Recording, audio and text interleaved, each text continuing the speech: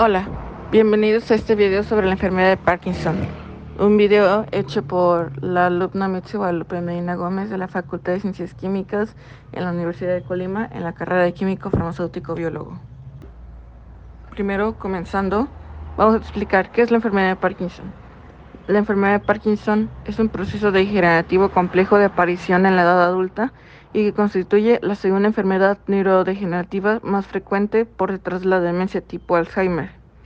Su etiología es desconocida y en términos generales, la causa subyacente sería la combinación de factores ambientales y genéticos.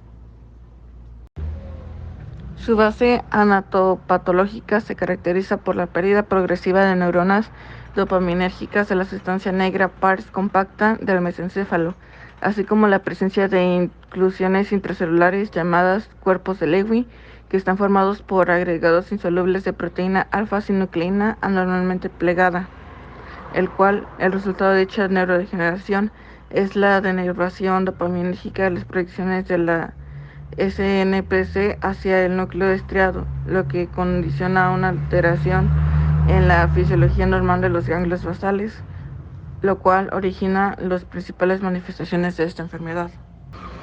Y entrando en temas sobre qué tan frecuente es la enfermedad, la frecuencia reportada de la enfermedad de Parkinson varía dependiendo de los criterios de diagnóstico empleados, la población estudiada y los métodos epidemiológicos utilizados, pero la prevalencia de esta enfermedad se estima en el 0.3% de la población general y será aproximadamente el 1% en mayores de 60 años.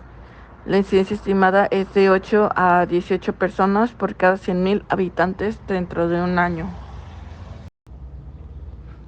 Existen 4 factores para la presencia de la enfermedad Parkinson. El primero de ellos es el sexo, puesto que casi todos los estudios epidemiológicos han mostrado que tanto la incidencia como la prevalencia de la enfermedad de Parkinson es 1.5 a 2 veces mayor en hombres que en mujeres, lo cual ha sugerido un posible efecto protector de los estrógenos en las mujeres. Después, el siguiente factor es la edad, puesto que la mayoría de los casos de la enfermedad de Parkinson son esporádicos, siendo el envejecimiento el principal factor de riesgo. Por tercero, el tercer factor es las herencias genéticas que pueden presentar una enfermedad como la enfermedad de Parkinson, puesto que son conocidas algunas formas de la enfermedad de Parkinson causadas por una mutación genética específica. Esto en el caso de las personas de inicio joven, en otras palabras, personas que presentan la enfermedad siendo menores de 40 años, las cuales representan alrededor del 5% de los pacientes con la enfermedad de Parkinson. La probabilidad de un origen genético es mayor que en los de un inicio más tardío y principalmente se asocian a una herencia autosómica recesiva. En los pacientes con la enfermedad de Parkinson de inicio anterior a los 45 años, la mutación más común es la del gen de la parquina, presente en el 50% de los casos familiares y en el 15% de los casos esporádicos. Y el cuarto factor es que el factor ambiental, puesto que ciertos factores como la exposición a pesticidas o traumatismos cráneoencefálicos repetidos han sido asociados a un aumento del riesgo, mientras que otros como el consumo de cafeína, tabaco o alcohol o la toma de antiinflamatorios no esteroides podrían ser factores protectores. La enfermedad de Parkinson se puede presentar en 2 tipos de síntomas. El primero es aquello que genera las manifestaciones motoras, puesto que la enfermedad de Parkinson se caracteriza por alteraciones fundamentalmente de este tipo. Los signos cardinales típicos son el temblor de reposo, el cual se presenta en el 70% de los casos, así también como la rigidez, que es característicamente en rueda dentada, y la cinesia, que se presenta tanto en movimientos espontáneos como involuntarios, y típicamente manifiesta fatigabilidad y decremento progresivo en la amplitud durante movimientos repetitivos. Estas manifestaciones serían consecuencias de la pérdida de la inervación dopaminérgica en el estriado. El otro tipo de clasificación de los síntomas es en las manifestaciones no motoras. Esos incluyen síntomas muy variados como la apatía, la depresión, alteraciones del sueño, disfunción autonómica o síntomas sensitivos. Algunos síntomas como la hiposmia, el estreñimiento, la depresión y el trastorno de conducta del sueño REM pueden proceder en varios años a las manifestaciones motoras clásicas y por lo tanto al diagnóstico de la enfermedad. Además, también tenemos otros síntomas como síntomas neuropsiquiátricos, síntomas de disfunciones gastrointestinales como la ciaberrea, la disfagia y, como ya se mencionó, el estreñimiento, y disfunciones autonómicas como urgencia, frecuencia misional, nicturnia, disfunción sexual, hiperhidrosis e hipertensión ortostática. La aparición de estos síntomas se ha relacionado con la distribución de los cuerpos de Lewy en el sistema nervioso.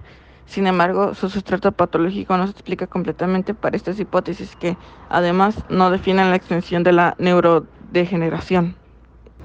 La enfermedad de Parkinson no tiene cura, pero sí se pueden usar fármacos para tratar sus síntomas.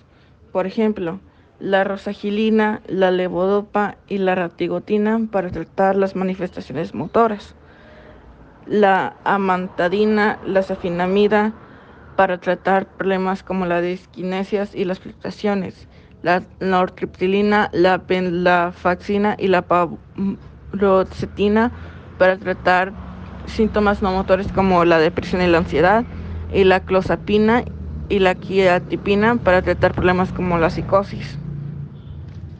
Así más, también hay otros muchos varios para tratar la gran cantidad de síntomas que se pueden presentar con esta enfermedad.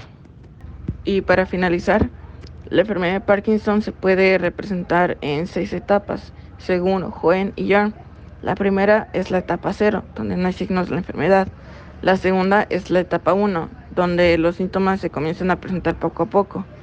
Entre ellos podemos encontrar temblores en algunas extremidades, dificultades en la motricidad fina y disminución en el brazo al caminar. La siguiente es la etapa 2, en donde los síntomas son la alteración de la expresión facial, de la postura corporal, la cual atiende a una ligera presión y disminución del parpadeo, así como al entorpecimiento de las actividades en el día a día. En la etapa 3 y 4 se genera una afección moderada, donde las manifestaciones más características son la presentación de dificultades a la hora de caminar, mayor fatiga, dolores y síntomas de disfunción autónoma, así como dificultades comunicativas. Y aquí se presentan los efectos secundarios de los fármacos, donde aparecen los fenómenos on-off, es decir, periodos en los que la sintomatología de Parkinson está controlada, que son los momentos off, y periodos en los que no se encuentra controlada, que son los momentos off. Y para las últimas etapas, en las etapas 4 y 5, la afección es severa. Los pacientes presentan una gran dependencia y normalmente se encuentran sentados o en cama y comienzan a desarrollar un mayor número de contracturas. Los trastornos del lenguaje se acentúan y empiezan los primeros síntomas de la disfagia progresiva, aumentando de manera progresiva, y aumenta también de manera progresiva en los periodos del tiempo off, en donde la enfermedad ya no se puede controlar. Así también, a menudo, para identificar los distintos tipos del Parkinson, según su momento evolutivo, también se habla del Parkinson avanzado, a una etapa mucho más final, en donde ya no hay una definición exacta y temporal de las etapas. El Parkinson avanzado hace referencia al momento de la patología en la que los síntomas adquieren una manifestación constante y notable. Eso fue todo. Espero que el video haya sido de su agrado y que haya sido comprensible.